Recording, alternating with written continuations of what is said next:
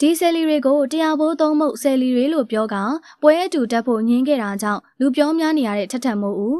ထထမိုးဦးကအနုပညာလောကမှာဆိုရင်ရှမ်းရှမ်းတောက်အောင်မြင်ခဲ့တဲ့မင်းသမီးကြီးတဦးဖြစ်ပါတယ်။ခုခေတ်ကလူအများအနေနဲ့သူ့အောင်မြင်မှုကိုအတွင်ကျဲမသိနိုင်ဘူးဆိုပေမဲ့အရင်ကအနုပညာလောကမှာတော့တကူရဲတောက်ပခဲ့သူပါ။တောက်ပကျင်တိုင်းတောက်ပခဲ့တဲ့အတွက်လေဒီခေတ်မှာဆိုရင်ထထမိုးဦးကခက်ချေချေသာနေနေတာပါ။ဒါပေမဲ့တချို့ကတော့သူမကိုမာနာကြီးတဲ့မင်းသမီးတယောက်လို့ထင်ကြတာပါ။တကယ်တော့ထထမိုးကမာနာကြီးမယ်ဆိုလဲကြီးရလောက်တဲ့မင်းသမီးမျိုးဖြစ်ပါတယ်။သူ့ရဲ့အောင်မြင်မှုကိုဘသူနဲ့ရှင်ရှင်နံပါတ်1ဖြစ်ခဲ့တာပါ။ဒီခေတ်မှာတော့အနုပညာလောကကအရင်လိုမတတ်တော့ပါဘူး။ TikTok လို social platform ပေါ်လာချိန်မှာအနုပညာလောကတွေမှာလည်းအုပ်ရောရောကြောက်ရောရောတွေဖြစ်လာခဲ့တာပါ။မင်းသမီးမင်းသားတွေနဲ့အနုပညာရှင်တွေမဟုတ်တော့ပဲဆယ်လီတွေကပါအနုပညာရှင်ရောင်လှုပ်လာကြတာပါ။ဒီကဲမှာလဲTikTokတွေကနီလန်းမျိုးစုံတွေကိုပေါ်လာခဲ့တာပါ။ဘာအရေးချင်းတဲ့အကြောင်းမှမဟုတ်ပဲရည်စရာဟာတာပြောရင်တော့ဆယ်လီဖြစ်တဲ့ခေတ်ကိုရောက်ရှိလို့နေတာပါ။ကိုယ့်အိမ်မှာဖြစ်တဲ့အကြောင်းကို TikTok မှာဗီဒီယိုလေးတင်လိုက်ရင်လေဆယ်လီဖြစ်သွားနိုင်တာပါ။ဒါအပြင်ဆင်းရဲတာကိုအကြောင်းပြတာကလည်းဆယ်လီဖြစ်နိုင်တယ်လို့တင်လောက်ကပြရင်လည်းဆယ်လီဖြစ်နိုင်ပါတယ်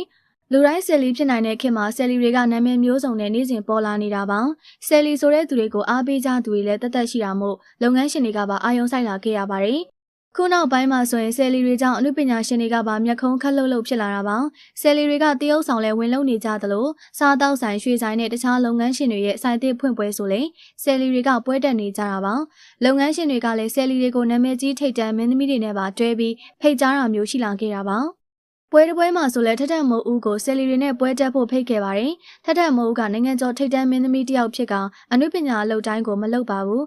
ဒါအပြင်ပွဲတက်ဖိတ်တဲ့ဆိုရင်တော့ရင်းနှီးတဲ့မိတ်ဆွေတွေရဲ့ပွဲတက်ကိုသာအများဆုံးတက်တာပါ။ဒါအပြင်ရွှေဆိုင်ပွဲတက်တွေကိုသာအဓိကတက်တာပါ။သူ့ရဲ့အောင်မြင်မှုနဲ့ညီမျှတဲ့ပွဲမျိုးကိုသာတက်တဲ့မင်းသမီးတယောက်ကိုဒီခေတ်လုပ်ငန်းရှင်တွေကဆယ်လီတွေနဲ့လည်းရောဖိတ်ကြပါတယ်။တချို့ဆယ်လီတွေဆိုရင်အရေးချင်းရလို့တိတိကျကျချပြစရာမရှိပဲအောင်မြင်ခဲ့တာမျိုးဖြစ်ပါတယ်။အခုလိုဆယ်လီတွေနဲ့ပွဲအတူတက်ရဖို့ကိုထထမိုးဘက်ကလည်းပညာသားပပနဲ့ညှင်းဆန်ခဲ့တာပါ။ထထမိုးကပွဲတက်မယ်ဆိုရင်သူနဲ့အတူတွဲဖက်တက်ရမယ့်အမှုပညာရှင်ကိုလည်းတေချာမေးပါတယ်။ဆယ်လီလို့သိရချိန်မှာတော့ပွဲတက်ဖို့ကိုညှင်းဆန်လိုက်တာပါ။သူ့အနေနဲ့ပွဲအတူမတက်ချင်တဲ့အတွက်ညှင်းလိုက်ရတာဖြစ်ပါတယ်။တရားဘိုးဆယ်လီတွေနဲ့မင်းသမီးတယောက်ကပွဲတက်ရဖို့ဆိုတာခက်ခဲပါတယ်။ဒါအစင်တန်းခွဲကြတာမျိုးမဟုတ်ပဲသူ့အလွှာနဲ့သူသားဖြစ်ပါတယ်။ထထမိုးကလည်းဆယ်လီတယောက်မဟုတ်သလိုထိတ်တန်းမင်းသမီးဆိုတဲ့နေရာရအောင်သူကိုယ်တိုင်စူးစမ်းခဲ့ရတာပါထိတ်တန်းမင်းသမီးဆိုတာမင်းသမီးတိုင်းဖြစ်နိုင်တဲ့အရာမဟုတ်ပါဘူးစမ်းလဲလို့သလိုကံကလည်းထောက်နေချိန်မှာအရေးချင်းနဲ့စူးစမ်းမှုကလည်းလိုပါသေးတယ်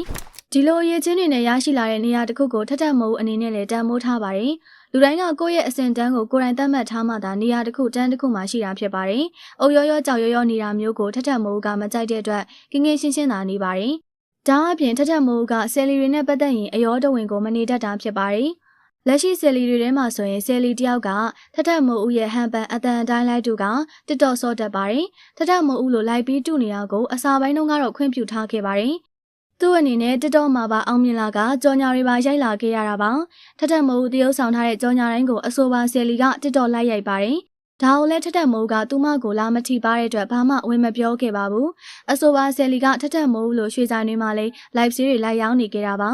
ဒါအပြင်အင်တာဗျူးတွေမှာပါထထမိုးဦးနာမည်ကိုသုံးတာဖြေတာမို့ထထမိုးကသူ့နာမည်ကိုမယူသုံးဖို့ပိတ်ပင်လိုက်ရတာပါဆယ်လီတွေအနေနဲ့သူများနာမည်ကိုအသုံးချတာမျိုးကိုသူကလုံးဝမကြိုက်ပါဘူးထထမိုးကအနုပညာလောကမှာဆိုရင်တေးသေးတင်မခံတဲ့အတွက်တချို့ကလည်းသူမကိုမာနာကြီးရလို့ထင်ကြပါတယ်။မီဒီယာတွေပေါ်မှာဆိုလဲခက်ပြက်ပြက်သာဆက်ဆံတတ်တာပါ။သူ့ရဲ့ကိုယ်ရေးကိုယ်တာကိစ္စကိုမေးမြန်းခဲ့တဲ့မီဒီယာဆိုရင်ပါချခဲ့သေးတာပါ။ဒါကလည်းသူ့ဘက်ကအရင်ဆိုးတာမဟုတ်ပဲတစ်ဖက်ကမီဒီယာကသူမတိတ်ခါပိုင်းကိုထိပါလို့လက်ပါခဲ့တာပါ။ဒါပေမဲ့လည်းလူအများကြားထဲမှာတော့ထထမိုးကမာနာကြီးရလို့သာပြောစမှတ်တွင်သွားခဲ့ရတာပါ။